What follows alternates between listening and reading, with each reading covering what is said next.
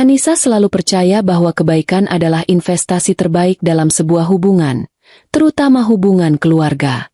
Baginya, menikahi Bayu bukan hanya tentang menyatukan dua hati, tetapi juga merangkul seluruh keluarganya sebagai miliknya sendiri.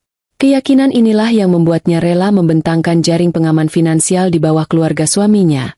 Sebuah keluarga sederhana yang selalu tampak terengah-engah dalam memenuhi standar hidup yang mereka dambakan. Anissa, dengan posisinya sebagai pendiri sebuah perusahaan rintisan yang sedang naik daun, tidak pernah merasa keberatan. Ia melihatnya sebagai cara untuk menunjukkan cinta dan baktinya, cara untuk membeli tempat yang hangat di tengah-tengah mereka.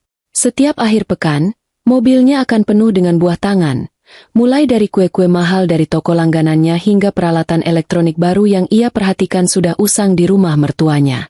Ia tidak pernah datang dengan tangan kosong, dan senyumnya selalu tulus, berharap kehangatan yang ia berikan akan kembali padanya dalam bentuk penerimaan yang utuh. Di antara semua anggota keluarga Bayu, Ranti, sang adik ipar, adalah yang paling vokal dalam menyuarakan keinginannya. Gadis itu memiliki cara yang unik untuk mendapatkan apa yang ia mau, sebuah kombinasi antara rengekan manja dan pujian manis yang dirancang khusus untuk meluluhkan hati Anissa. Hubungan mereka di permukaan tampak seperti hubungan kakak adik yang ideal.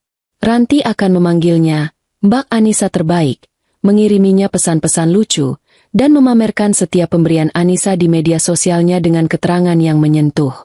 Namun, di balik itu semua, Anissa seringkali merasa ada kekosongan. Interaksi mereka hampir selalu berpusat pada materi. Ranti akan mengirimkan tangkapan layar sebuah tas bermerek dengan tulisan, "Lucu ya, Mbak, tapi harganya bikin nangis." 2 hari kemudian, tas itu akan diantar ke rumah Ranti sebagai hadiah, kejutan, dari Anissa. Pola ini terus berulang, dari ponsel keluaran terbaru, liburan ke Bali, hingga perawatan kecantikan di klinik ternama.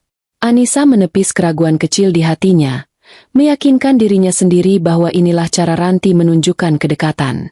Ia hanya ingin membuat adik iparnya bahagia, dan melihat Bayu tersenyum bangga setiap kali ia memanjakan adiknya sudah cukup menjadi bayaran. Suatu malam, suasana di rumah keluarga Bayu terasa berbeda. Ada sebuah acara makan malam yang diadakan secara mendadak. Anissa, yang baru saja pulang dari rapat panjang, tetap menyempatkan diri datang bersama Bayu. Di meja makan, setelah basa-basi selesai, ayah Bayu berdeham, memulai sebuah pidato panjang tentang kebanggaan keluarga dan pentingnya sebuah pernikahan yang layak. Anissa merasakan firasat. Tatapan semua orang terasa terarah padanya. Kemudian, Ranti, sambil menggandeng tangan kekasihnya, Rian, mengumumkan bahwa mereka akan segera menikah. Ucapan selamat riuh terdengar, dan Anissa ikut tersenyum bahagia untuknya. Namun, senyumnya perlahan memudar ketika ia menyadari bahwa ini bukan sekadar pengumuman. Ini adalah pembukaan dari sebuah permintaan besar. Ranti mulai berbicara dengan suara yang dibuat serak menahan tangis. Ia menceritakan tentang pernikahan impian yang selalu ia bayangkan sejak kecil. Sebuah pesta di ballroom hotel bintang 5, dengan gaun rancangan desainer ternama, dan ribuan tamu undangan. Matanya yang berkaca-kaca menatap lurus ke arah Anissa. "Ranti tahu, ini semua cuma mimpi," ujarnya lirih. "Ayah dan ibu tidak mungkin bisa membiayainya. Mungkin kami hanya akan menikah di kawah saja." Ibu Bayu menimpali, mengusap punggung putrinya dengan penuh drama. "Kasihan anakku satu-satunya, keinginannya sederhana tapi kami tak mampu." Suasana menjadi hening dan penuh tekanan.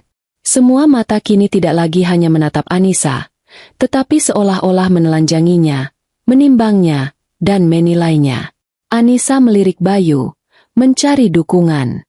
Suaminya itu hanya tersenyum tipis dan mengelus lengannya. Sebuah gestur yang Anissa tahu artinya adalah, "Tolong, kabulkanlah." Anissa merasa seperti sedang berada di atas panggung, di bawah sorotan lampu yang menyilaukan. Ia tahu apa yang mereka semua inginkan darinya. Ia bisa merasakan ekspektasi itu di udara, begitu tebal hingga ia nyaris sesak napas. Dalam sekejap, ia menghitung dalam kepalanya. Biaya untuk sebuah pernikahan impian, seperti yang digambarkan Ranti tidaklah sedikit. Ratusan juta, bahkan mungkin lebih. Itu adalah uang yang telah ia rencanakan untuk ekspansi bisnisnya tahun depan. Itu adalah hasil dari malam-malam tanpa tidur, akhir pekan yang ia habiskan di depan laptop, dan risiko yang ia ambil saat orang lain memilih zona nyaman. Namun, saat ia melihat wajah penuh harap dari Ranti, tatapan memohon dari mertuanya, dan senyum suaminya yang seolah berkata, "Kamu adalah pahlawan kami," pertahanannya runtuh. Ia ingin menjadi bagian dari kebahagiaan mereka. Ia ingin membuktikan sekali lagi bahwa ia adalah menantu dan kakak ipar yang bisa diandalkan. "Berapa perkiraan biayanya?" tanya Anissa pelan. Suaranya nyaris tak terdengar.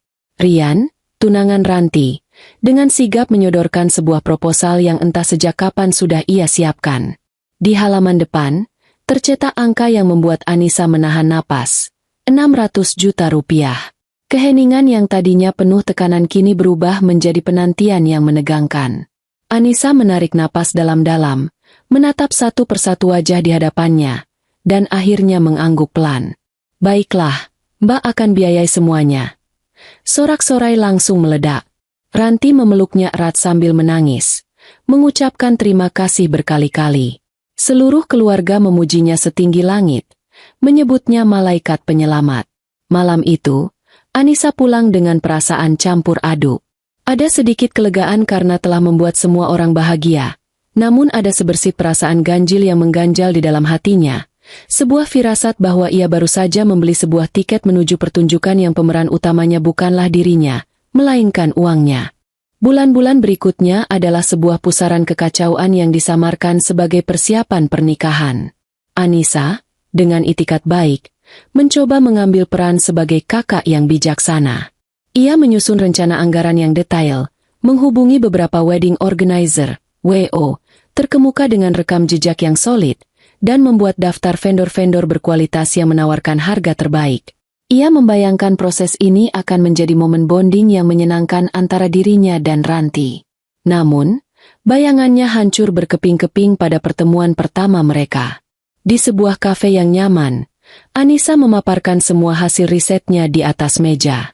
Ranti hanya melirik sekilas tumpukan brosur dan proposal itu dengan tatapan meremehkan. "Mbak, ini vendor dari tahun kapan? Kayaknya kurang kekinian, deh," komentarnya sambil menyeruput es kopinya. "Temanku kemarin pakai WO, Prestige Events. Itu baru keren. Semua yang handle mereka pasti jadi omongan." Anissa mengerutkan kening. Prestige Events adalah salah satu WO termahal di kota, yang biasanya menangani pernikahan para selebriti dan pejabat. Biayanya saja sudah hampir seperempat dari total anggaran. Saat Anissa mencoba menjelaskan tentang pentingnya menjaga anggaran, Ranti langsung memasang wajah sedih. "Jadi, Mbak mau pernikahanku kelihatan murahan? Aku cuma minta yang terbaik di hari spesialku. Apa itu salah?" Bayu, yang duduk di sebelah Anissa, langsung menimpali. "Sudahlah, sayang. Turuti saja kemauan Ranti. Jangan bikin dia stres. Anggarannya kan fleksibel." Anissa merasa seperti disudutkan. Kata, "fleksibel," dari mulut Bayu terdengar seperti perintah tak terbantahkan. Akhirnya, dengan berat hati, ia setuju untuk menggunakan WO pilihan Ranti. Ini adalah preseden buruk yang menjadi awal dari serangkaian tuntutan tak berujung. Setiap pilihan yang disodorkan Anissa, mulai dari fotografer, dekorasi, hingga undangan, selalu ditolak mentah-mentah oleh Ranti dengan alasan, "tidak sesuai seleraku," atau "kurang mewah." Ranti selalu datang dengan alternatif lain yang harganya 2 hingga 3 kali lipat lebih mahal. Setiap kali Anissa mencoba bernegosiasi, Bayu dan ibunya akan langsung turun tangan, membujuknya dengan kalimat-kalimat andalan seperti, "Ini kan demi nama baik keluarga," atau, "biar tamu tidak memandang kita sebelah mata." Anissa mulai merasa perannya bergeser. Ia bukan lagi seorang kakak yang membantu, melainkan mesin ATM yang tugasnya hanya menyetujui dan mentransfer dana. Ranti mulai mengambil alih semua keputusan tanpa berdiskusi dengannya. Anissa seringkali mengetahui adanya perubahan atau penambahan biaya justru dari tagihan yang dikirimkan oleh WO. Suatu hari, ia terkejut menerima tagihan untuk gaun pengantin seharga 100 juta rupiah. Padahal, Anggaran untuk gaun yang mereka sepakati adalah 30 juta. Saat ia menelepon Ranti untuk meminta penjelasan, adiknya itu menjawab dengan enteng. "Oh, itu? Aku kemarin fitting sama mama, terus nemu gaun impianku. Desainernya terkenal banget. Mbak Anissa pasti suka. Lupa ngabarin, hehe." Tidak ada nada penyesalan dalam suaranya, hanya kegembiraan egois. Anissa mencoba berbicara serius dengan Bayu malam itu. Ia menunjukkan tumpukan tagihan yang terus membengkak. Total biaya sudah jauh melampaui angka 600 juta. "Bayu, ini sudah di luar batas. Adikmu melakukan semuanya tanpa persetujuanku," keluh Anissa, berharap suaminya akan mengerti. Namun, reaksi Bayu di luar dugaannya. Bukannya menunjukkan simpati, Bayu justru tampak kesal. "Kamu ini kenapa jadi perhitungan sekali, sih? Aku malu sama keluargaku kalau kamu terus-terusan mengungkit soal uang. Kamu kan mampu. Kenapa harus dipermasalahkan? Anggap saja ini hadiah darimu untuk Ranti. Ikhlas sedikit." Kata ikhlas itu terasa seperti tamparan keras bagi Anissa. Ia bekerja siang dan malam, bahkan mengambil beberapa proyek tambahan untuk menutupi biaya yang membengkak ini, sementara mereka semua menganggapnya sebagai sumber dana yang tak terbatas. Ia merasa terasing di tengah-tengah persiapan pesta yang ia danai sepenuhnya. Namanya jarang disebut dalam rapat-rapat keluarga. Mereka lebih sering membahas tentang betapa cantiknya Ranti nanti, betapa megahnya pestanya, seolah-olah semua itu muncul begitu saja dari langit. Anissa hanya dihubungi ketika ada tagihan yang jatuh tempo. Puncaknya adalah ketika ia mengetahui bahwa Ranti dan seluruh keluarga besar Bayu, termasuk paman dan bibi, akan melakukan sesi foto prewedding di Singapura. Lagi-lagi, Anissa mengetahuinya dari email tagihan tiket pesawat dan akomodasi hotel bintang 5 yang dikirimkan oleh agen perjalanan. Ia merasa dunianya runtuh. Ini bukan lagi tentang pernikahan. Ini adalah sebuah eksploitasi yang terang-terangan. Ia merasa begitu bodoh dan naif. Rasa sayangnya pada keluarga itu telah membutakan matanya. Ia hanya ingin dicintai dan diterima. Namun yang ia dapatkan hanyalah tagihan dan rasa sakit hati. Kelelahan fisik dan mental mulai menggerogotinya, dan seberkas benih kekecewaan yang dingin mulai tumbuh di dalam hatinya. Sebuah benih yang akan mekar menjadi sesuatu yang tidak pernah mereka duga pada hari pernikahan itu.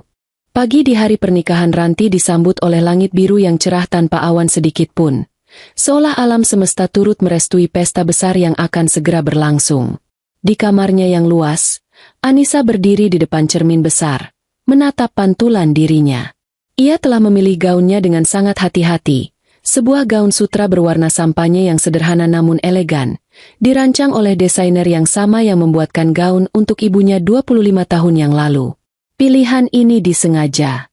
Ia tidak ingin sedikit pun menyaingi kemegahan sang pengantin. Hari ini adalah milik Ranti, dan Anissa hanya ingin menjadi bayangan pendukung yang anggun, seorang kakak ipar yang perannya cukup diakui dalam diam. Ia merias wajahnya sendiri dengan riasan tipis, cukup untuk menutupi lingkaran hitam di bawah matanya. Sisa dari malam-malam panjang yang ia habiskan untuk memastikan setiap detail pembayaran lunas tanpa celah. Saat ia mematut dirinya untuk terakhir kali, sebersit harapan tipis muncul di hatinya. Mungkin hari ini, semua pengorbanannya akan terlihat. Mungkin hari ini, di puncak kebahagiaan mereka, keluarga Bayu akhirnya akan menatapnya dan melihat lebih dari sekadar pundi-pundi uang. Mungkin hari ini ia akan benar-benar diterima. Ia berangkat lebih awal dari Bayu, yang masih sibuk di rumah orang tuanya dengan prosesi keluarga yang Anissa tidak diundang untuk menghadirinya. Anissa beralasan ia ingin memeriksa persiapan akhir di lokasi. Setibanya di Hotel Bintang 5 itu, ia disambut oleh pemandangan yang bahkan melebihi bayangannya. Ballroom utama telah disulap menjadi negeri dongeng. Ribuan mawar putih dan merah muda digantung di langit-langit, menjuntai seperti tirai bunga raksasa. Karpet merah tebal terhampar menuju pelaminan yang megah, dihiasi pilar-pilar palsu bergaya Romawi dan sofa bludru berwarna emas. Lampu-lampu kristal raksasa membiaskan cahaya ke seluruh ruangan, menciptakan kilau yang menyilaukan mata. Anissa berjalan perlahan di tengah ruangan yang masih sepi itu, menyentuh kelopak bunga yang segar, merasakan lembutnya kain penutup meja. Setiap detailnya meneriakkan kemewahan. Setiap sudutnya adalah hasil dari negosiasi alot dan transfer bank dalam jumlah besar yang ia lakukan. Ada rasa bangga yang aneh saat melihat semuanya terwujud. Namun rasa itu dengan cepat tergantikan oleh perasaan asing. Ia merasa seperti seorang manajer proyek yang sedang meninjau hasil kerjanya, bukan sebagai anggota keluarga yang akan merayakan hari bahagia. Manajer Weo dari Prestige Events menyambutnya dengan senyum lebar. Pagi, Bu Anissa. Semuanya sudah sesuai rencana. Ibu puas dengan hasilnya? Anissa hanya mengangguk tipis. Pastikan semuanya berjalan lancar. Jangan sampai ada kekurangan apapun. Ia terdengar seperti klien yang sedang memberi instruksi pada bawahannya.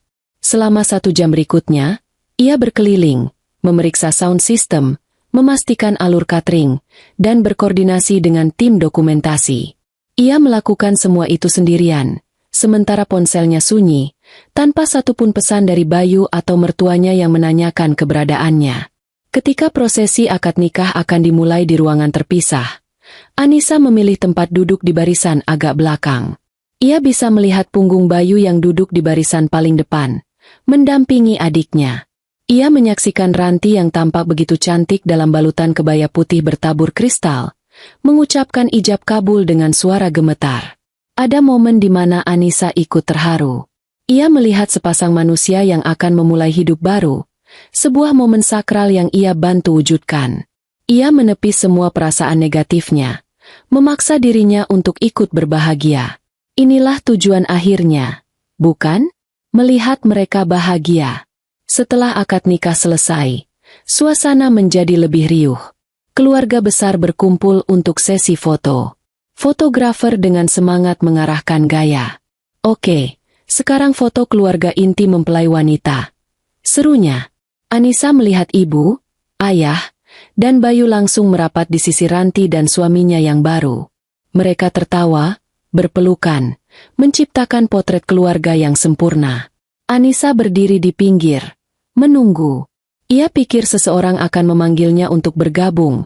Mungkin Bayu, mungkin mertuanya. Ia menunggu aba-aba berikutnya. Sekarang dengan kakak ipar, atau semacamnya. Tapi aba-aba itu tidak pernah datang. Setelah keluarga inti selesai, fotografer beralih ke sesi foto bersama kakek nenek, lalu paman dan bibi, lalu para sepupu. Anissa tetap berdiri di tempatnya. Senyum tipis yang ia pasang di wajahnya mulai terasa kaku. Bayu meliriknya sekilas, tanpa ekspresi, lalu kembali tertawa mendengar lelucon pamannya.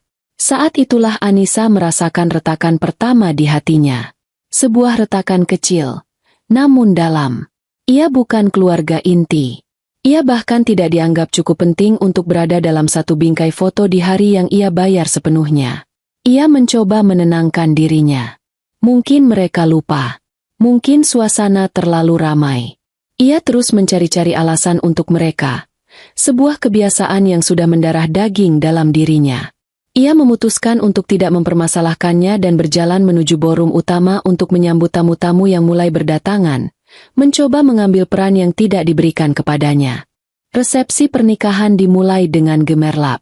Alunan musik orkestra memenuhi ballroom megah yang kini telah terisi oleh ratusan tamu undangan. Anissa melihat kolega bisnisnya, teman-teman sosialita Ranti, dan kerabat jauh keluarga berbaur menjadi satu. Ia memutuskan untuk mengambil inisiatif. Dengan senyum yang dipaksakan, ia berjalan dari satu meja ke meja lain, menyapa beberapa tamu yang ia kenal, memastikan mereka menikmati hidangan, dan berbasa-basi layaknya salah satu tuan rumah. Ia merasa sedikit lebih baik saat melakukan itu, seolah ia memiliki fungsi dan tujuan di tengah pesta asing ini. Beberapa kolega memuji kemegahan acara tersebut. Anis, pestanya luar biasa. Kamu benar-benar kakak ipar idaman. Puji salah satu dari mereka. Anissa hanya tersenyum dan mengucapkan terima kasih, tidak menjelaskan bahwa status idaman itu harus dibayar dengan harga yang sangat mahal. Ia melihat Ranti dan suaminya di atas pelaminan. Wajah mereka berseri-seri menerima ucapan selamat. Di sisi pelaminan, Bayu dan orang tuanya berdiri, menyambut tamu-tamu penting dengan bangga. Anissa sedang berbincang dengan seorang klien penting dari perusahaannya ketika ia merasakan sebuah cengkeraman kasar di lengannya. Ia menoleh dan mendapati Ranti berdiri di sana. Wajah cantiknya yang terpoles riasan tebal kini mengeras karena kesal. "Mbak, ikut aku sebentar," desisnya. Menarik Anissa menjauh dari keramaian menuju sebuah sudut di dekat panggung yang sedikit sepi, tempat keluarga besar mereka berkumpul. Anissa terkejut dengan perlakuan kasar itu. "Ada apa, Ran? Kamu kenapa?" tanyanya bingung. Setibanya di hadapan Bayu dan kedua orang tuanya, Ranti melepaskan cengkeramannya dengan kasar. Ia menatap Anissa dari atas ke bawah dengan tatapan penuh penghinaan. "Aku nggak percaya kamu berani pakai baju kayak gitu di acara pernikahanku," katanya dengan suara tertahan namun tajam. "Warnanya norak banget. Nabrak sama warna dekorasiku. Kamu sengaja mau bikin aku malu, ya?" Anissa terperangah. Ia menatap gaun sampahnya yang dikenakannya. Gaun itu adalah definisi dari keanggunan yang bersahaja. Tidak ada yang norak darinya. "Ranti, apa maksudmu? Ini gaun yang sopan. Warnanya juga netral." Anissa mencoba membela diri, suaranya bergetar. "Netral katamu? Ini bikin sakit mata. Semua orang dari tadi lihatin kamu. Kamu pikir ini panggungmu? Ini hari pernikahanku." Suara Ranti mulai meninggi, menarik perhatian beberapa kerabat di dekatnya. Anissa mencari pertolongan di wajah suaminya. Ia menatap Bayu, memohon dengan matanya agar Bayu melakukan sesuatu, mengatakan sesuatu untuk membelanya. Tapi yang ia dapatkan adalah sesuatu yang menghancurkan dunianya hingga ke fondasinya. Bayu tidak membelanya. Sebaliknya, sebuah senyum miring terukir di bibirnya. Ia terkekeh pelan, seolah baru saja mendengar lelucon yang sangat lucu. "Sudah, Ran, jangan galak-galak. Mungkin selera Mbak Anissa memang beda," kata Bayu, nadanya meremehkan, bukan membela. Kekehannya itu seperti sulutan api. Ibu mertuanya ikut tersenyum sinis.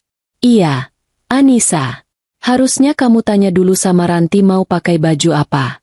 Biar nggak salah kostum begini," timpalnya. Mereka semua memandangnya seolah ia adalah orang asing yang menggelikan. Seorang badut yang salah masuk ke pesta bangsawan. Dan kemudian, tawa itu datang. Bukan tawa terbahak-bahak, melainkan tawa kecil yang tertahan. Tawa yang jauh lebih menyakitkan. Tawa dari suaminya, dari mertuanya, dari beberapa sepupu yang ikut mendengar. Itu adalah suara pengkhianatan yang paling murni. Suara yang mengkonfirmasi semua ketakutannya selama ini. Ia tidak pernah dianggap. Ia hanya berguna, bukan berharga. Dunia Anissa seakan berhenti berputar. Suara musik orkestra yang megah terdengar mendengung di telinganya. Kilauan lampu kristal terasa menyakitkan matanya. Yang bisa ia fokuskan hanyalah wajah-wajah yang menertawakannya. Wajah suaminya yang seharusnya melindunginya, kini justru menjadi sumber lukanya yang paling dalam. Ranti, yang merasa mendapat dukungan penuh, melontarkan pukulan terakhirnya. "Aku mau kamu pergi dari sini sekarang," ujarnya dengan suara dingin dan penuh kemenangan. "Pulang, ganti bajumu dengan sesuatu yang lebih pantas. Atau lebih baik, jangan kembali sama sekali. Kehadiranmu merusak pemandangan." Setiap kata terasa seperti bilah pisau yang menusuk jantung Anissa. Ia tidak bisa bernapas. Rasa sakit, malu, dan amarah bergejolak di dalam dadanya. Begitu hebat hingga membuatnya mati rasa.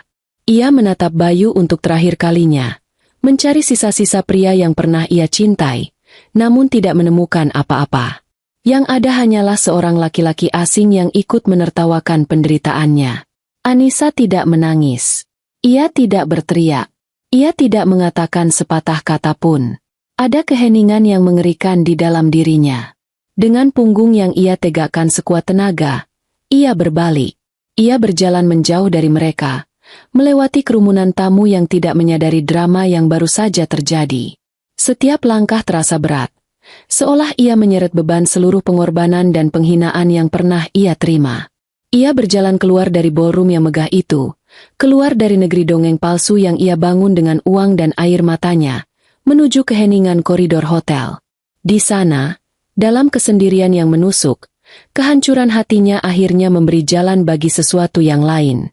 Sesuatu yang dingin, keras, dan sangat jernih. Sebuah keputusan. Anissa tidak berjalan jauh. Ia tidak sanggup. Kakinya terasa seperti jeli, dan setiap langkah menjauh dari ballroom itu terasa seperti menarik beban yang tak kasat mata. Ia menemukan sebuah lorong sepi yang menghubungkan ballroom dengan area lobi lain hotel, sebuah area yang jarang dilalui. Di sana, terdapat beberapa sofa bludru berwarna gelap yang dimaksudkan sebagai area tunggu, kini kosong dan temaram. Ia ambruk di salah satu sofa itu. Tubuhnya akhirnya menyerah pada guncangan hebat yang sejak tadi ia tahan. Keheningan lorong itu kontras dengan dentuman musik samar yang masih bisa ia dengar dari balik dinding. Untuk beberapa saat, ia hanya duduk di sana, menatap kosong pada pola rumit di karpet. Pikirannya kosong, terlalu terkejut untuk bisa memproses apapun. Ia merasa seperti baru saja mengalami kecelakaan hebat. Tubuhnya utuh, tapi jiwanya remuk. Kemudian, air mata itu datang. Bukan isakan keras, melainkan aliran sunyi yang membasahi pipinya tanpa suara. Air mata itu membawa serta semua rasa sakit, semua kekecewaan, dan semua kepedihan yang telah ia pendam selama berbulan-bulan. Bayangan wajah Bayu yang tertawa terus berkelebat di benaknya. Bukan seringai lebar, tapi sebuah senyum tipis, sebuah kekahan kecil yang meremehkan, yang justru terasa 1000 kali lebih tajam daripada pisau. Itu adalah tawa seseorang yang tahu ia sedang menyakiti, dan ia menikmatinya. Ia juga melihat wajah Ranti yang penuh kemenangan, wajah mertuanya yang memandangnya seperti kotoran. Ia memutar ulang setiap kata yang mereka lontarkan. Norak, bikin malu, salah kostum, pergi dari sini. Kata-kata itu berdengung di telinganya, meracuni setiap sel di tubuhnya. Ia menangis bukan hanya karena penghinaan barusan, tapi karena kesadarannya yang brutal dan tiba-tiba. Ia menangisi kebodohannya sendiri, kenaifannya yang tanpa batas. Ia menangisi tahun-tahun yang ia habiskan untuk mencoba membeli tempat di keluarga yang tidak pernah menginginkannya. Ia menangisi Anissa yang dulu, yang berpikir bahwa dengan memberi, ia akan menerima cinta. Ia merogoh tas tangannya, mencari tisu, dan jarinya menyentuh permukaan dingin ponselnya. Ia menarik benda itu keluar. Niat awalnya mungkin hanya untuk mengalihkan pikiran. Layarnya menyala, menampilkan notifikasi dari aplikasi perbankan. Sebuah notifikasi transfer berhasil yang ia lakukan subuh tadi, pembayaran tahap akhir untuk vendor catering, senilai lebih dari 150 juta rupiah. Melihat angka itu, sesuatu di dalam diri Anissa bergeser. Air matanya berhenti mengalir seketika. Ia membuka aplikasi itu, jarinya menggulir riwayat transaksi selama 3 bulan terakhir. Ratusan juta untuk wedding organizer, puluhan juta untuk desainer gaun Ranti, puluhan juta untuk sewa mobil mewah, ratusan juta untuk dekorasi bunga impor. Angka-angka itu menari di depan matanya. Itu bukan sekadar angka. Itu adalah jam-jam kerjanya hingga larut malam. Itu adalah akhir pekannya yang hilang. Itu adalah rapat-rapat menegangkan dengan investor. Itu adalah keringat dan usahanya. Semua itu, ia berikan begitu saja, hanya untuk ditertawakan dan diusir. Rasa sakit di hatinya mulai membeku, berubah bentuk menjadi bongkahan es yang dingin dan tajam. Kemarahan. Bukan kemarahan yang meledak-ledak, melainkan kemarahan yang tenang, jernih, dan sangat fokus. Mereka telah melakukan kesalahan fatal. Dalam euforia kesombongan mereka lupa satu hal yang paling mendasar. Mereka lupa siapa yang memegang kendali sesungguhnya. Mereka pikir, setelah semua uang berpindah tangan, peran Anissa sudah selesai. Mereka pikir ia hanyalah penonton yang bisa mereka singkirkan sesuka hati. Mereka salah besar. Ia bukan penonton. Ia adalah produsernya, sutradaranya, dan satu-satunya investor dari pertunjukan mahal ini. Dan seorang investor punya hak untuk menarik pendanaannya kapan saja jika proyeknya terbukti busuk. Sebuah ide mulai terbentuk di benaknya. Ide yang begitu berani, begitu nekat, hingga membuatnya menarik napas tajam. Bisakah ia melakukannya? Haruskah ia melakukannya? Keraguan sempat melintas. Bagaimana dengan para tamu? Bagaimana dengan reputasinya? Lalu, ia teringat lagi tawa Bayu. Tawa itu menghapus semua keraguannya. Reputasi? Reputasinya sudah diinjak-injak oleh suaminya sendiri di hadapan keluarganya. Para tamu, mereka akan menjadi saksi, bukan korban. Ini bukan lagi tentang uang. 600 juta, 700 juta, bahkan 1 miliar pun tidak ada artinya sekarang. Ini tentang harga diri. Ini tentang mengambil kembali kekuatan yang telah mereka rampas darinya. Ini tentang memberikan pelajaran yang tidak akan pernah mereka lupakan seumur hidup mereka. Anissa, sang pengusaha wanita, mengambil alih. Ia mulai berpikir secara strategis, seperti sedang menghadapi krisis di perusahaannya. Apa tujuannya? Menghentikan pesta ini dan mempermalukan mereka dengan cara yang paling elegan namun telak. Siapa saja pemangku kepentingannya? Para vendor, para tamu, dan keluarga Bayu. Bagaimana cara eksekusinya? Ia harus memegang kendali narasi. Ia tidak bisa hanya membuat keributan. Ia harus melakukannya dengan rapi dan profesional. Ia melihat jam tangannya. Hampir 30 menit sejak ia diusir. Sempurna. Sebagian besar tamu undangan pasti sudah datang. Panggung sudah siap. Penonton sudah berkumpul. Saatnya untuk babak final yang tidak pernah mereka tulis dalam naskah. Anissa berdiri. Ia mengusap sisa air mata di wajahnya, merapikan gaunnya yang katanya norak itu, dan mengangkat dagunya tinggi-tinggi. Wanita yang hancur dan menangis di sofa itu telah hilang. Yang berjalan kembali menuju ballroom adalah Anissa Wijaya, seorang wanita yang baru saja mengingat nilainya sendiri. Dan ia berjalan untuk menagih utang rasa hormat. Anissa berjalan kembali ke ballroom dengan langkah yang mantap dan terukur. Setiap ketukan hak sepatunya di lantai marmer adalah genderang perang yang hanya bisa ia dengar sendiri. Ia tidak lagi melihat ke arah pelaminan atau meja keluarganya. Tujuannya jelas. Matanya memindai ruangan, mencari satu orang kunci, manajer wedding organizer, seorang pria bernama Budi yang selama ini menjadi kontak utamanya. Ia menemukannya di dekat pos audiovisual, sedang sibuk memberi arahan pada stafnya. Anissa mendekatinya dari samping, dengan sengaja menghindari jalur pandang keluarga Bayu. Pak Budi, panggilnya dengan suara tenang namun tegas, membuatnya pria itu menoleh sedikit terkejut. Bu Anissa, ada yang bisa saya bantu? Semua lancar, kan? Tanyanya, sedikit terburu-buru. Ada perubahan rencana, Pak, kata Anissa, menatap lurus ke mata pria itu, tidak membiarkannya mengalihkan perhatian. Saya, Anissa Wijaya, sebagai klien sah Anda dan pihak yang namanya tertera di seluruh kontrak acara ini, ingin Anda melakukan beberapa hal untuk saya sekarang juga. Pak Budi mengerutkan kening, bingung. Perubahan rencana bagaimana? Bu, acara utama akan segera dimulai. Anissa tidak membuang waktu. Ia menunjukkan layar ponselnya, membuka salinan digital kontrak mereka dan bukti transfer terakhir. Saya ingin Anda mematikan musiknya. Sekarang, perintahnya. Mata Pak Budi melebar karena terkejut. Apa, Bu? Tapi kenapa? Tidak bisa, Bu. Semua tamu sudah di sini. Anissa tetap tenang. Bisa, Pak Budi. Karena saya yang membayar Anda untuk menyalakan musik itu, maka saya juga punya hak untuk meminta Anda mematikannya. Kedua, setelah musik mati, instruksikan seluruh staf catering untuk berhenti melayani dan menarik semua pramusaji dari area ballroom. Jangan ada satupun makanan atau minuman yang keluar lagi dari dapur. Keringat dingin mulai muncul di dahi Pak Budi. Ini adalah mimpi buruk bagi setiap penyelenggara acara. Ibu, saya tidak bisa melakukan itu. Ini akan menghancurkan reputasi kami. Ini akan menjadi bencana.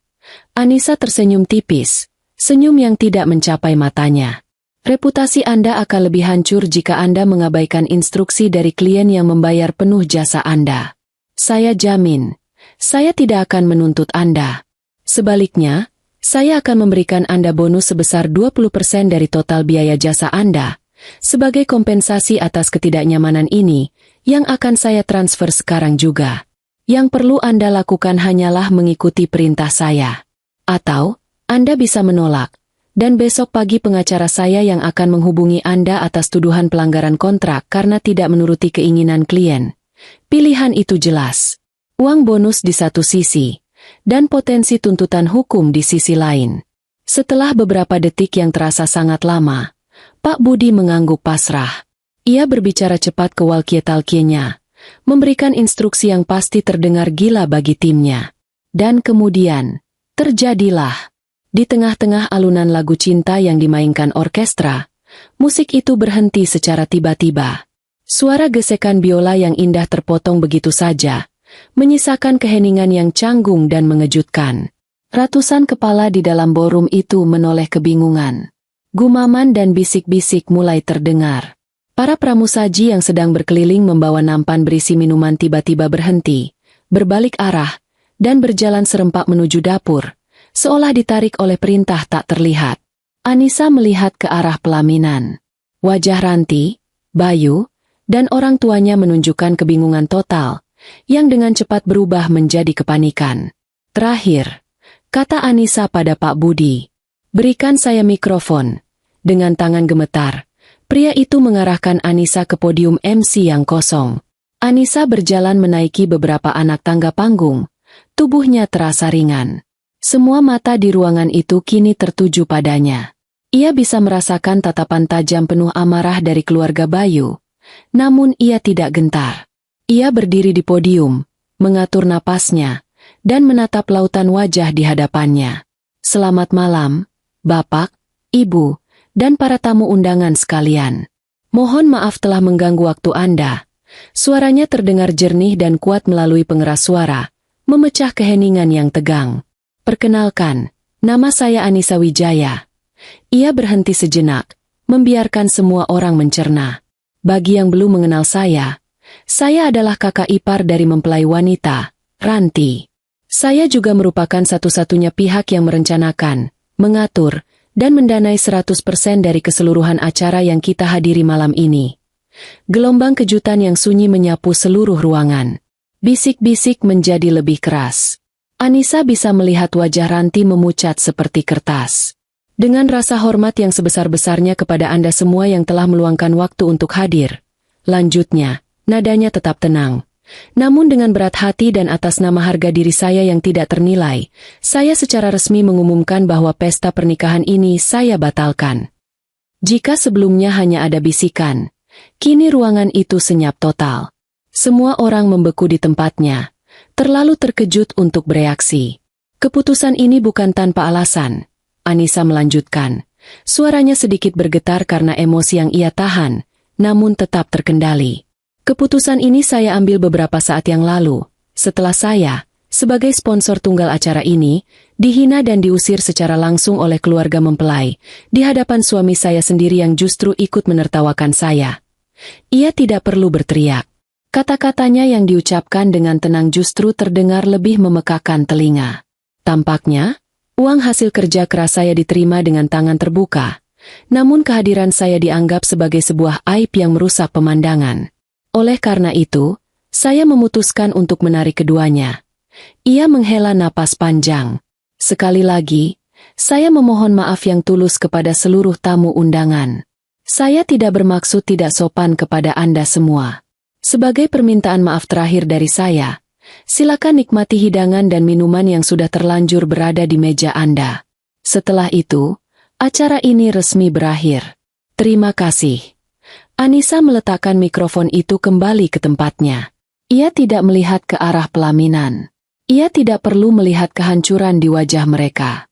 Ia hanya berbalik, menuruni panggung dengan punggung tegak, dan berjalan lurus menuju pintu keluar, meninggalkan di belakangnya sebuah ledakan bom sosial yang baru saja ia ledakan. Saat Anissa melangkah melewati pintu keluar ballroom, ia merasa seolah baru saja keluar dari air setelah terlalu lama menahan napas. Udara di koridor hotel yang sejuk terasa melegakan paru-parunya. Ia tidak menoleh ke belakang. Ia tidak perlu melihat untuk tahu apa yang terjadi. Ia bisa merasakannya. Keheningan yang ia tinggalkan itu adalah keheningan sebelum tsunami. Beberapa detik pertama, para tamu mungkin hanya akan saling pandang, mencoba memastikan apakah yang baru saja mereka dengar itu nyata. Lalu, bisikan akan dimulai, menyebar dari meja ke meja seperti api yang merambat di rumput kering. Dalam waktu kurang dari 1 menit, seluruh ruangan akan menjadi riuh rendah oleh spekulasi, gosip, dan keterkejutan yang tak terselubung.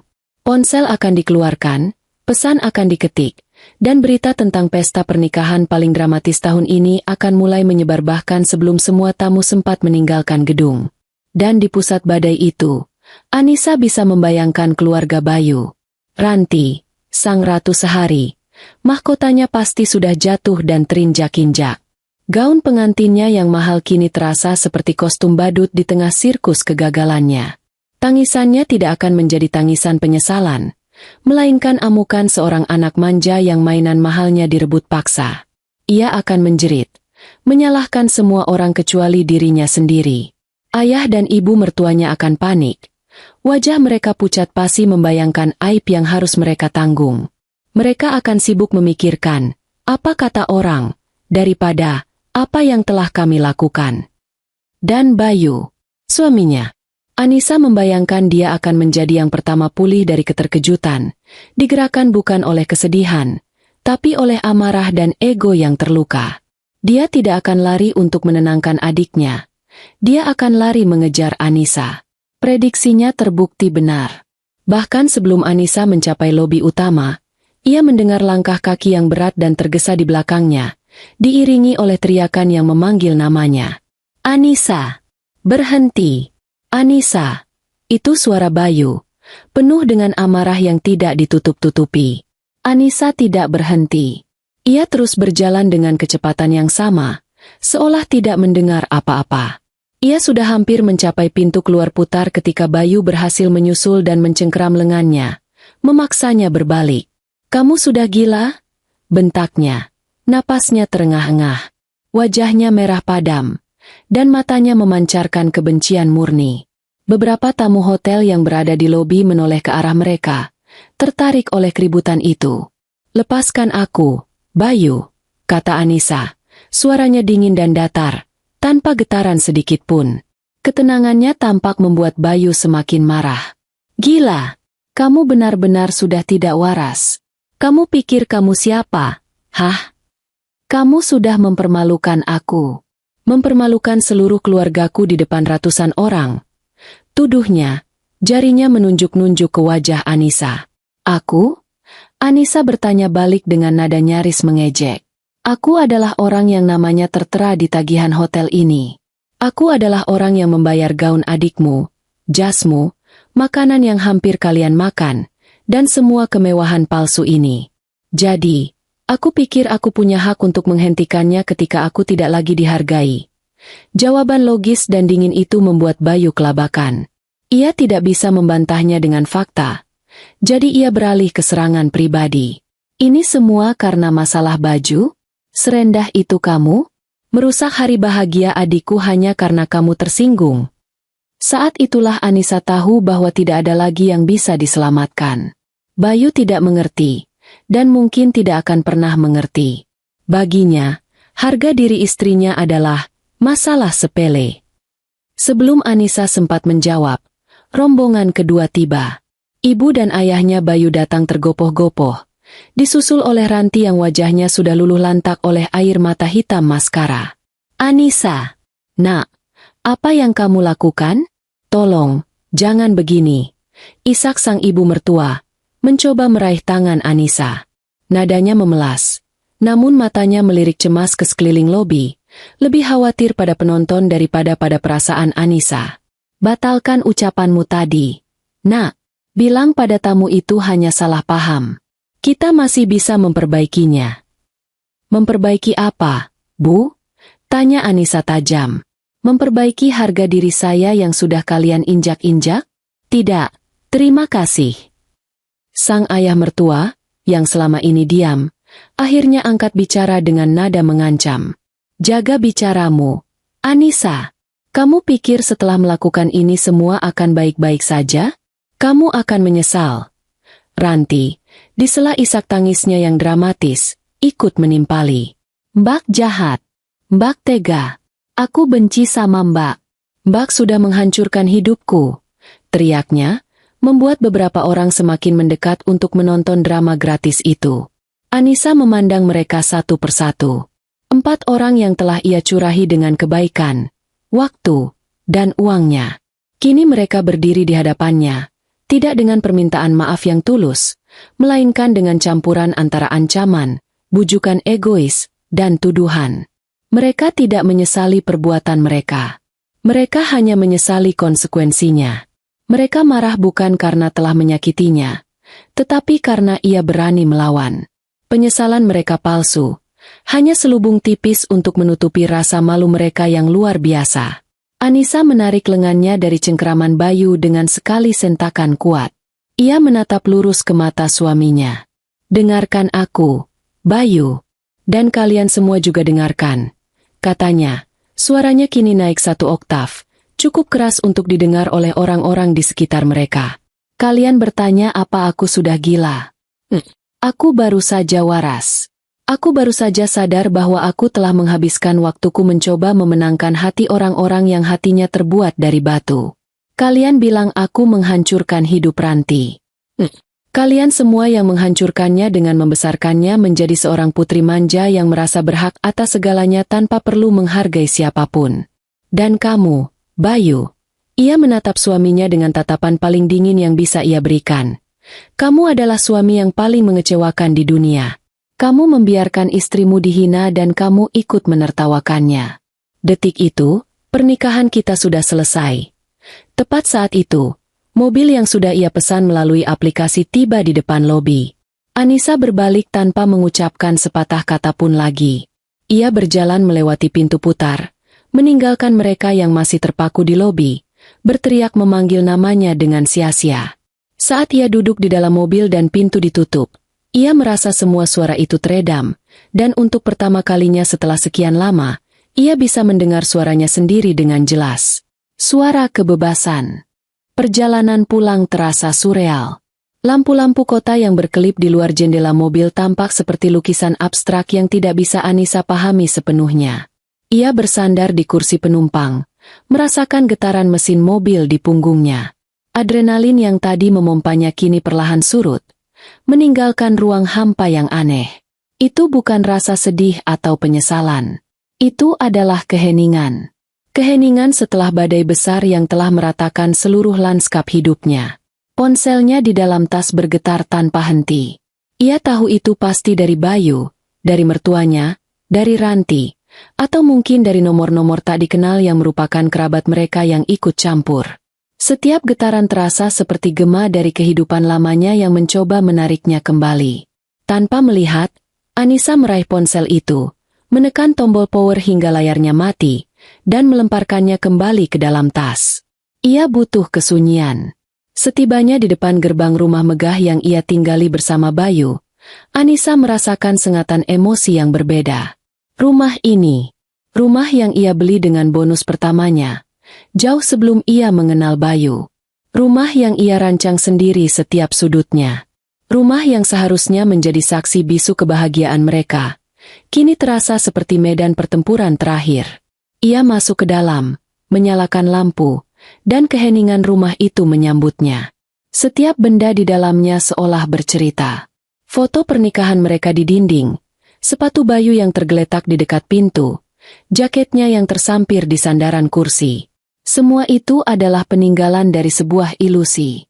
Ia berjalan ke dapur, menuangkan segelas air putih dengan tangan yang sedikit gemetar.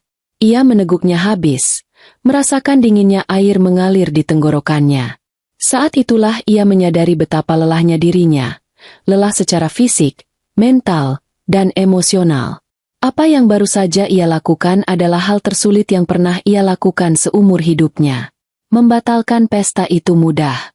Yang sulit adalah menerima kenyataan bahwa pernikahan yang ia bangun selama 5 tahun ini ternyata hanyalah sebuah panggung sandiwara. Kurang dari 1 jam kemudian, suara gedoran keras di pintu depan memecah keheningan. Anissa tidak terkejut. Ia sudah menduganya. Suara Bayu terdengar dari luar, berteriak menyuruhnya membuka pintu.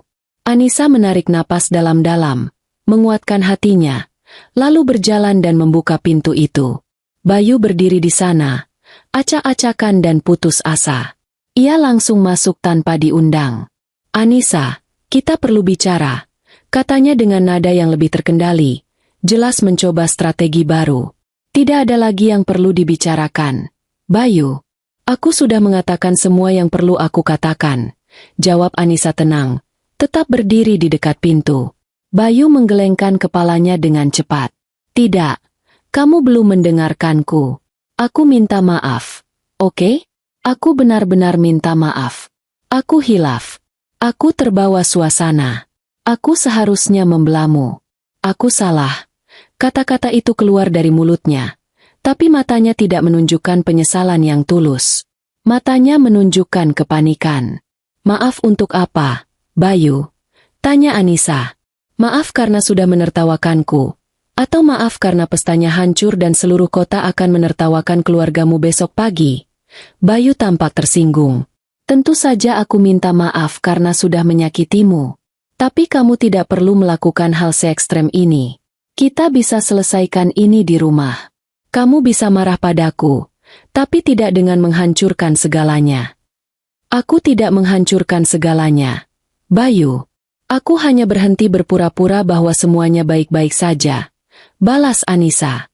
Ia mulai berjalan menjauh, berkeliling ruang tamu, menciptakan jarak di antara mereka. "Selama ini aku yang selalu mengalah. Aku yang selalu memberi.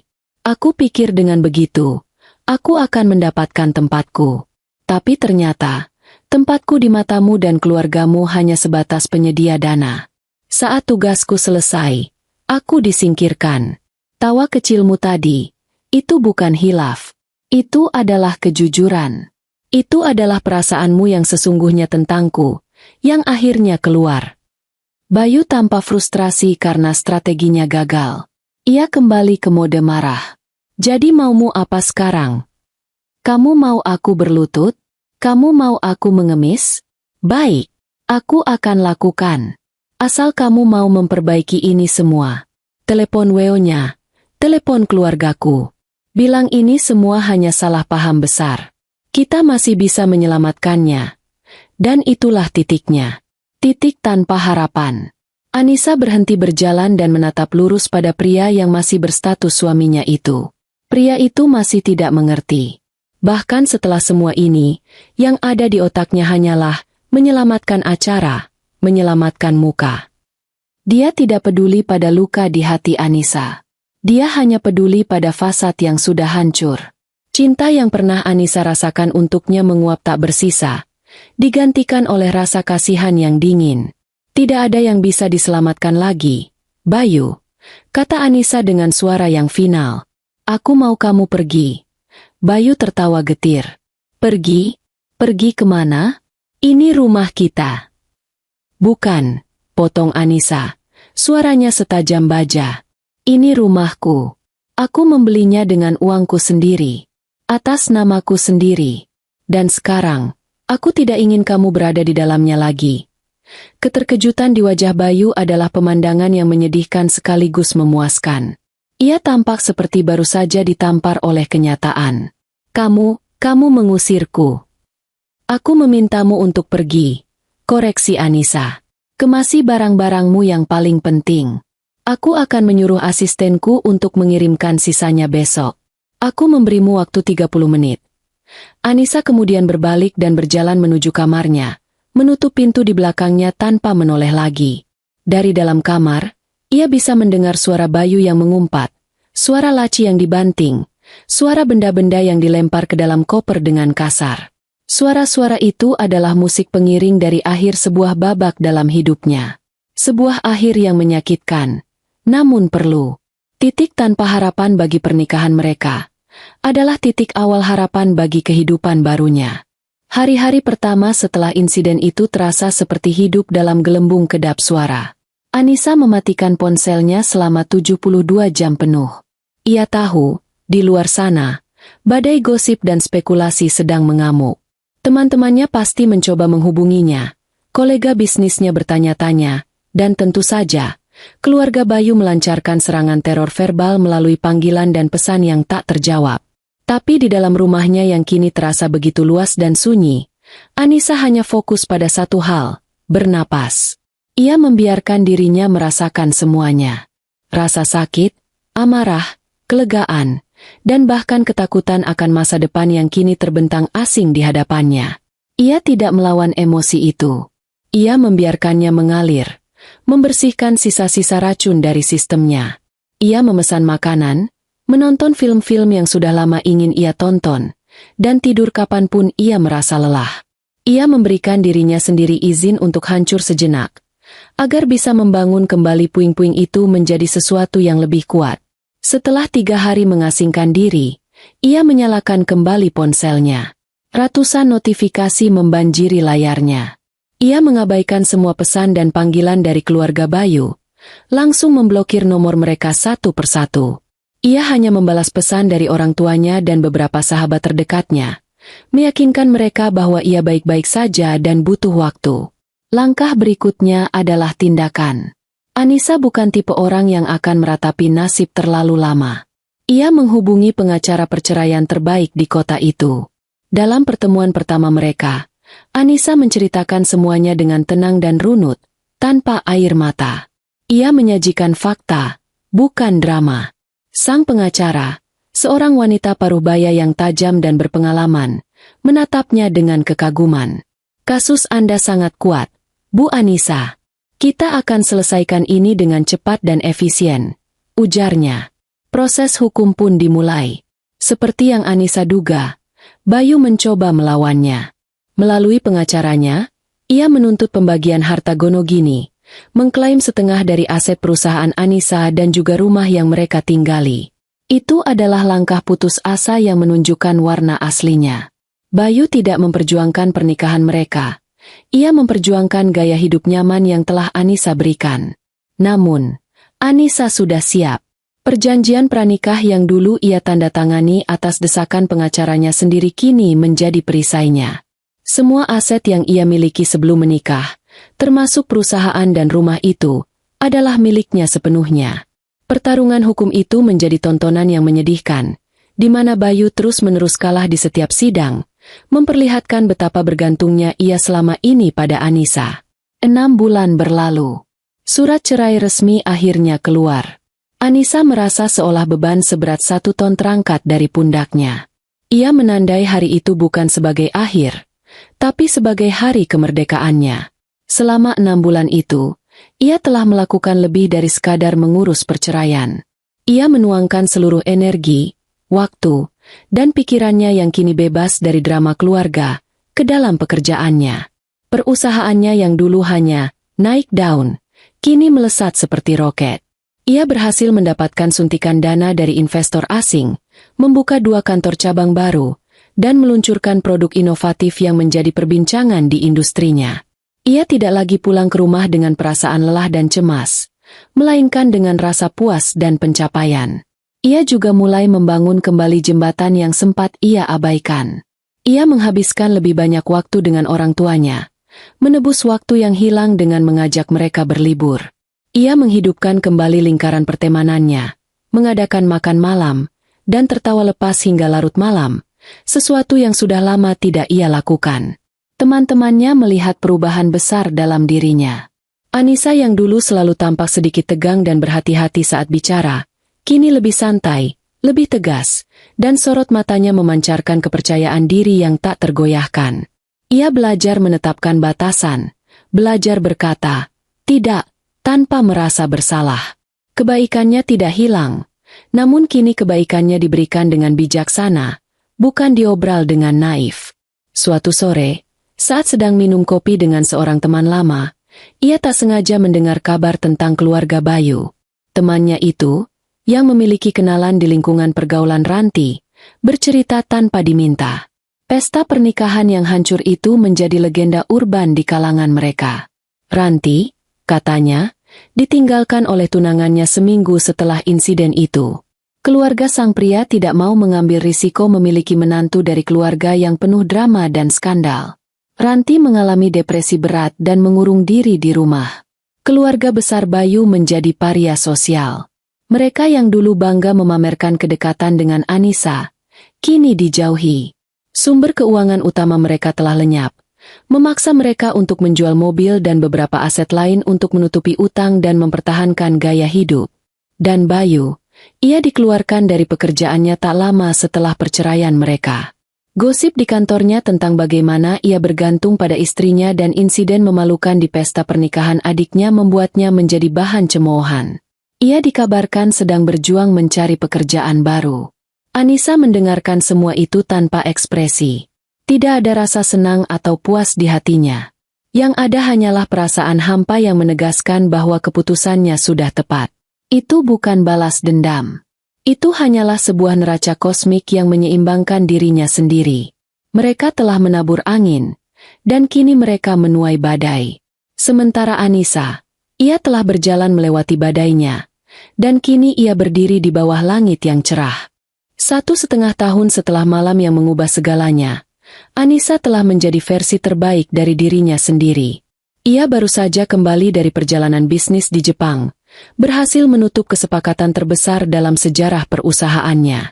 Ia memutuskan untuk merayakannya sendirian dengan cara yang sederhana. Ia mengunjungi sebuah galeri seni independen yang baru buka di sudut kota yang tenang, tempat yang jauh dari keramaian yang biasa ia kunjungi. Ia menikmati ketenangan saat berjalan dari satu lukisan ke lukisan lain, membiarkan pikirannya rileks. Saat ia sedang mengagumi sebuah lukisan abstrak yang didominasi warna biru, sebuah suara yang familiar namun terdengar ragu memanggil namanya. Anissa.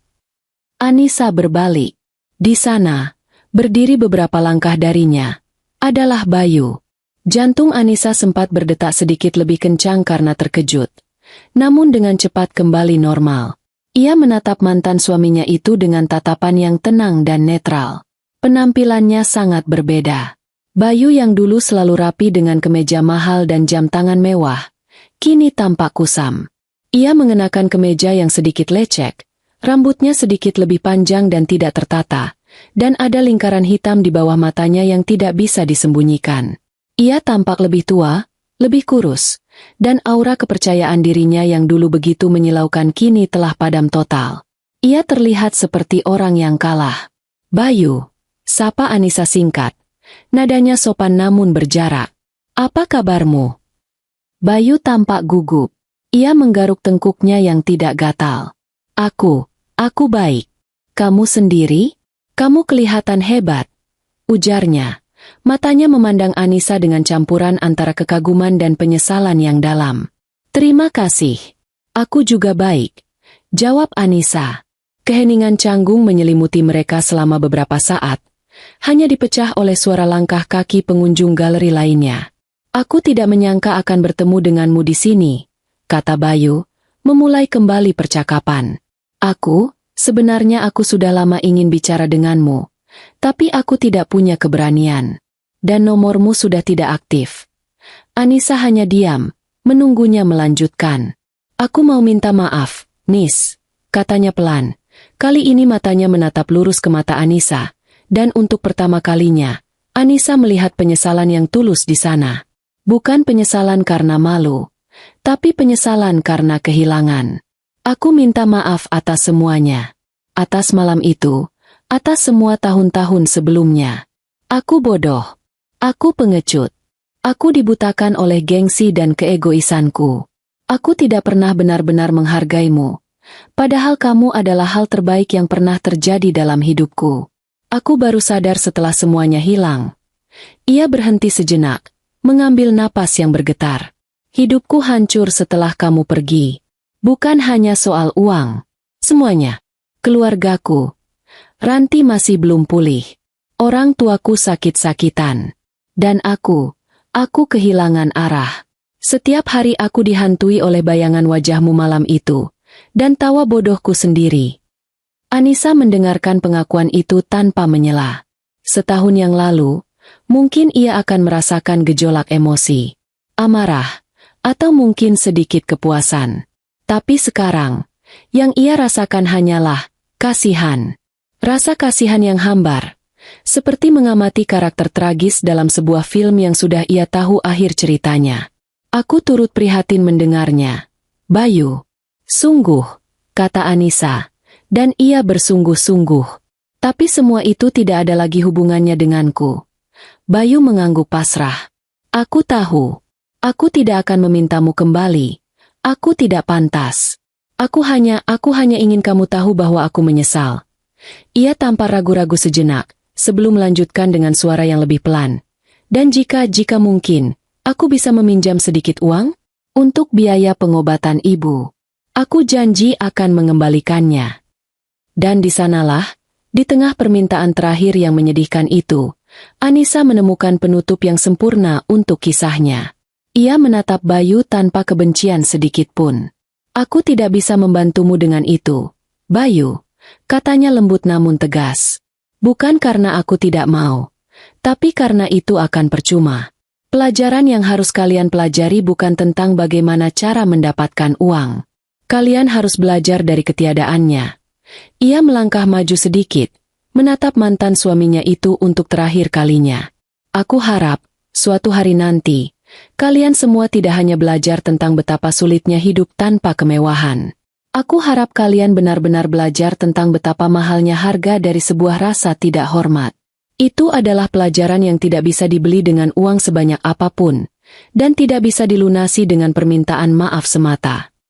Tanpa menunggu jawaban, Anissa memberikan senyum tipis yang sopan, lalu berbalik dan melanjutkan langkahnya, kembali mengagumi lukisan-lukisan di dinding. Ia tidak menoleh lagi. Ia berjalan menjauh dari masa lalunya, meninggalkan Bayu yang berdiri membeku di tengah galeri. Anissa terus berjalan menuju sebuah lukisan besar di ujung ruangan, sebuah kanvas cerah yang menggambarkan matahari terbit. Ia berdiri di depannya, dan untuk pertama kalinya setelah sekian lama, ia tersenyum. Sebuah senyum yang tulus, damai, dan penuh dengan janji akan hari esok yang lebih cerah, yang ia bangun sendiri, untuk dirinya sendiri. 3 tahun setelah pertemuan terakhirnya dengan Bayu di galeri seni, Anissa berdiri di atas panggung yang berbeda. Kali ini, panggung itu berada di aula utama universitas ternama, di hadapan ratusan mahasiswa. Mayoritas adalah perempuan muda yang menatapnya dengan mata berbinar penuh kekaguman. Anissa, sebagai salah satu alumni tersukses, diundang untuk memberikan pidato kunci dalam sebuah seminar kewirausahaan. Ia mengenakan blazer berwarna biru langit yang tegas namun anggun, rambutnya ditata sederhana, dan senyumnya memancarkan ketenangan dan otoritas. Tidak ada lagi jejak wanita yang pernah ragu-ragu akan nilainya sendiri, yang berbicara dengan hati-hati agar tidak menyinggung perasaan orang lain. Wanita di atas panggung ini tahu persis siapa dirinya dan apa yang ingin ia sampaikan. Ia berbicara tentang perjalanan membangun bisnisnya dari nol, tentang jatuh bangun, tentang kegagalan dan bagaimana cara untuk bangkit kembali.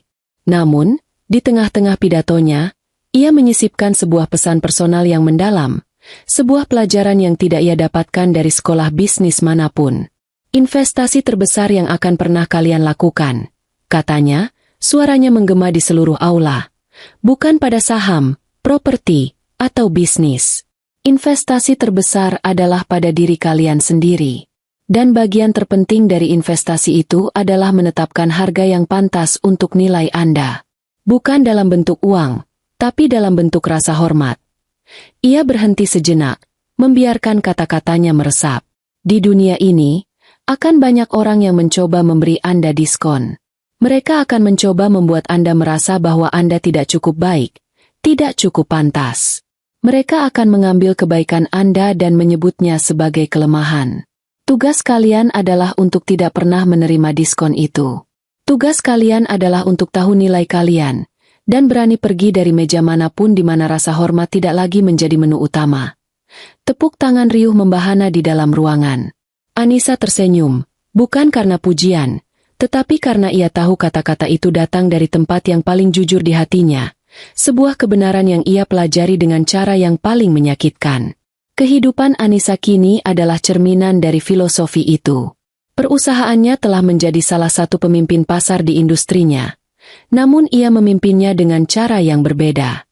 Ia membangun budaya kerja yang didasarkan pada rasa saling menghargai, di mana ide setiap orang didengar dan tidak ada yang merasa dimanfaatkan. Ia menjadi mentor bagi banyak pengusaha muda, terutama perempuan, membantu mereka menavigasi dunia bisnis yang keras tanpa harus kehilangan jati diri mereka. Rumahnya yang dulu terasa dingin dan kosong kini selalu hangat oleh tawa. Bukan tawa palsu dari keluarga yang hanya menginginkan hartanya, melainkan tawa tulus dari para sahabat sejati dan keluarganya sendiri. Ia sering mengadakan makan malam di akhir pekan, di mana teman-temannya dari berbagai latar belakang berkumpul, berbagi cerita dan ide. Di antara mereka, ada seorang pria bernama Adrian, seorang arsitek berjiwa seni yang mengenal Anissa setelah perceraiannya. Hubungan mereka tumbuh perlahan, didasarkan pada percakapan yang mendalam, minat yang sama, dan yang terpenting, rasa saling mengagumi yang setara. Adrian tidak terintimidasi oleh kesuksesan Anissa, ia justru merayakannya. Ia tidak membutuhkan Anissa untuk mendanai hidupnya, ia sudah memiliki dunianya sendiri. Ia mencintai Anissa karena pemikirannya, karena kekuatannya, bukan karena apa yang bisa Anissa berikan padanya. Suatu Sabtu sore, saat sedang merapikan beberapa dokumen lama di ruang kerjanya, Anissa menemukan sebuah map usang di bagian paling bawah laci. Karena penasaran, ia membukanya.